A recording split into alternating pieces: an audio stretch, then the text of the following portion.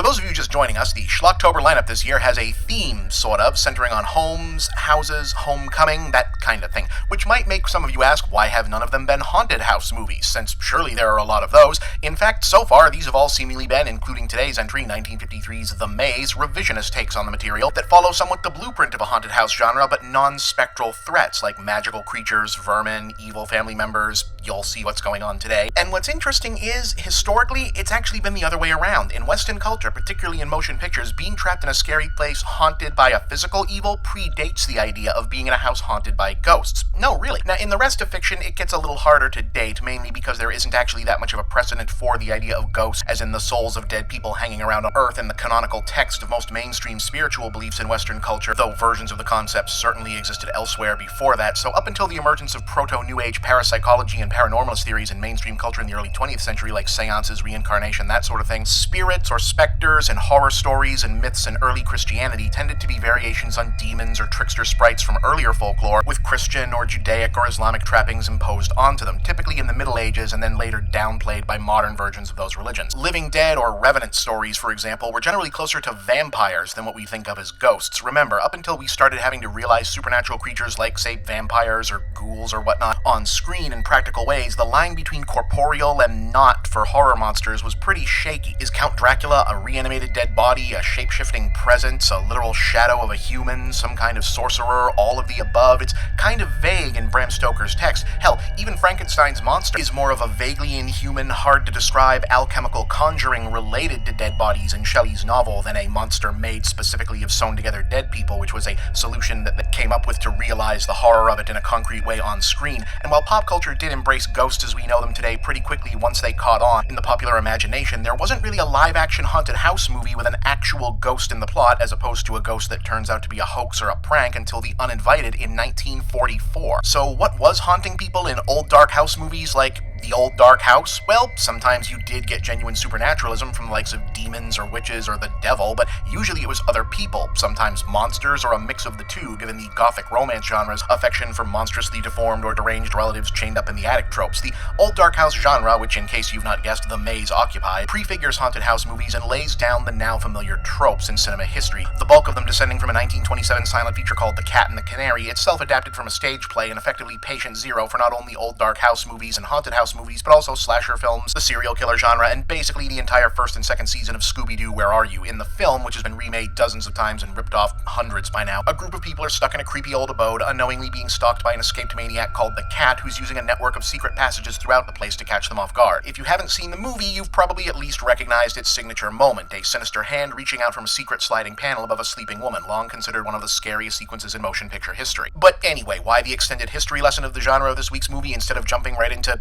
this week's movie? Well, because The Maze isn't actually all that interesting up until the very end, at which point it's magical, but you'll understand soon enough. The context, at least, was necessary. Okay, though.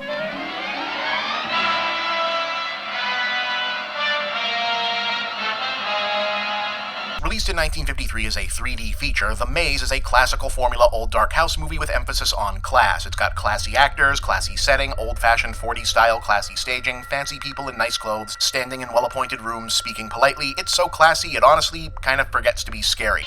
He seemed almost frightened of something. What's there to be frightened of?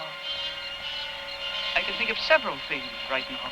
Or to have things actually happen, for the most part. Yeah. Plot-wise, it's about a guy named Gerald, played by Richard Carlson, who inherits a Scottish castle upon the death of his uncle, and after visiting to collect his inheritance, abruptly decides he has to stay there forever and breaks off his engagement with Veronica Hearst's Kitty without explanation. But Kitty won't take no for an answer, so she and her aunt head out to learn what's going on, only to discover that Gerald has become prematurely aged, or at least worn the hell out somehow, and is being super secretive along with the creepy servants of the castle and won't tell her what's going on, even as the women insist on staying. You've seen one gothic mystery, you know where this is going. Guests get locked in their room overnight, evasive master of the house, and more evasive servant. I said in my letter that I can't marry you.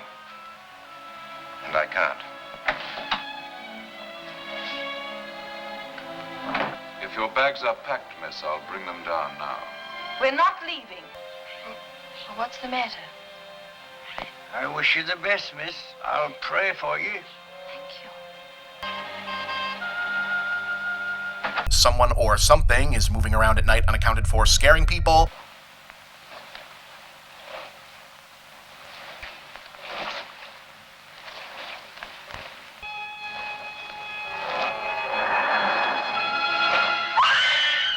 there's also a labyrinth in the courtyard that doesn't actually figure in the plot as much as you'd expect in a movie called The Maze.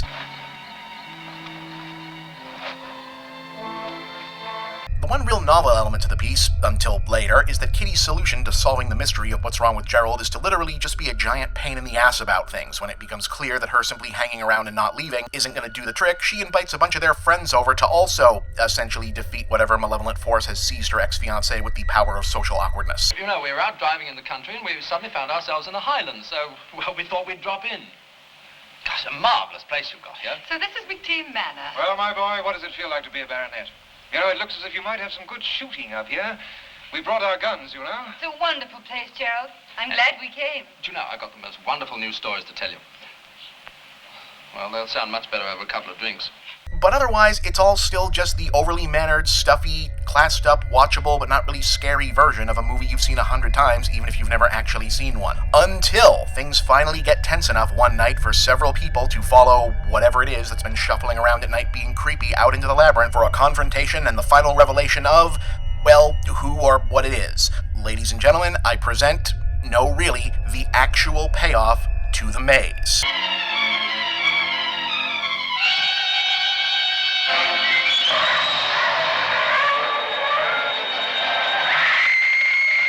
Yeah, I did not cut a different movie in here. This is how the movie really ends. Kitty! Gerald, wait!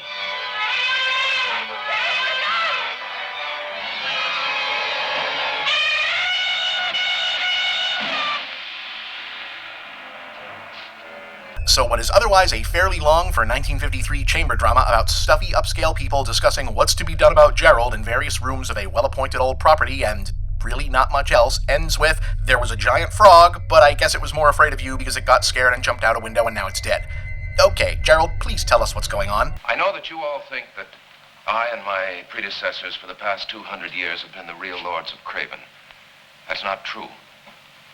The last baronet of Craven, Sir Roger Philip McTeam, was born on the 5th of April in the year 1750. And he died on the 10th of May, 1953.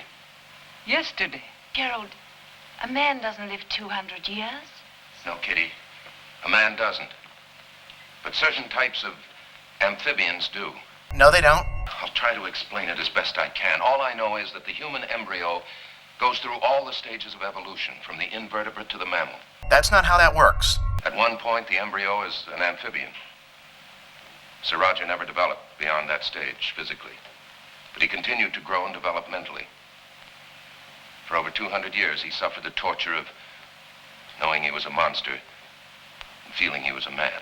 That's not even a little bit how that works. The nephews, grandnephews, great-grandnephews succeeded one another here at the castle. We bore the title of baronet. Yet our true function here was merely to carry out his orders and hide the family disgrace. I'm sorry. I shouldn't have come here. No, Kitty, no, it wasn't your fault. His own rules of secrecy were at fault. He knew that. If he'd allowed his existence to be known, no one would have thought of him as an evil creature.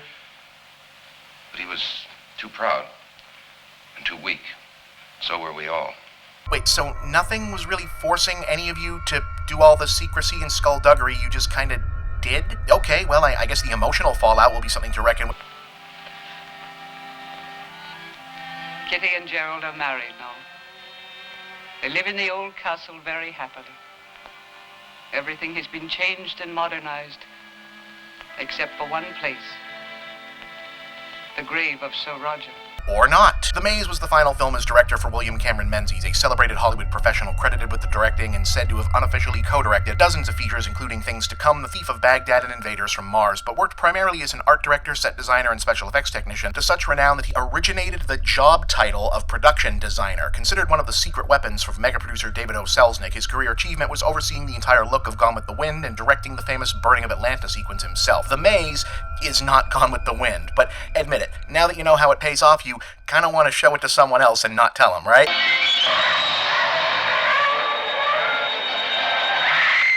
I thought so. I'm Bob, and that's the big picture.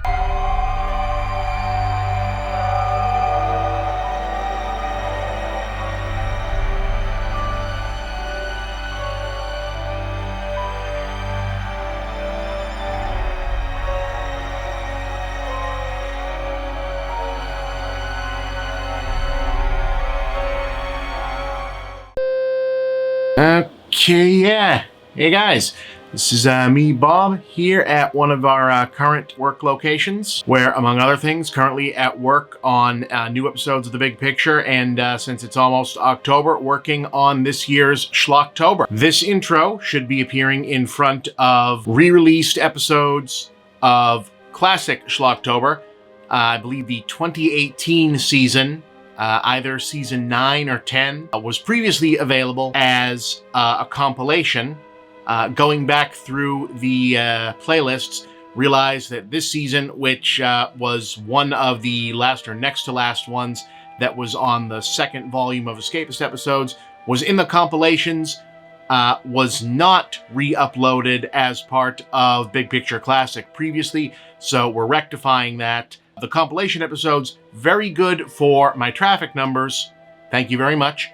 Not necessarily great, I realize, for people, fans, viewers, who are just looking to watch one episode or link to one episode. Use as an example, say, hey, here's this one episode where a movie was talked about. Check this out. So, fixing the fact that these specific 4 or 5 episodes were not in single form on the channel, getting up.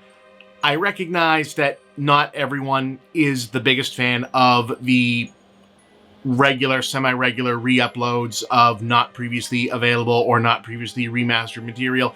I understand. I also hope that fans and viewers can understand our perspective, that we need to get as much of the original material up on the channel as possible, because otherwise it's sitting on some other channel where someone else is getting ad revenue off of something that I did, that we produced, that we now own, that should be coming back to us. And speaking as someone who's had to go out and basically hunt down old uploads of my own material to get back, I want to have as much of my stuff in one place as I can. The lineup for Schlocktober this year, I'm not going to reveal ahead of time because we generally don't reveal ahead of time. I'm very proud of what we're working on this year, and I'm very proud of a cool announcement that I'm planning to make at the towards the end of Schlocktober this year that I think people are going to be very happy about. Continuing to push to get more new material out, get more reviews up. Like I said, we've been still producing the show out of this location, other locations, trying to get this whole operation back up on its feet. Thank you from the bottom of my heart again to everyone who supports the Patreon,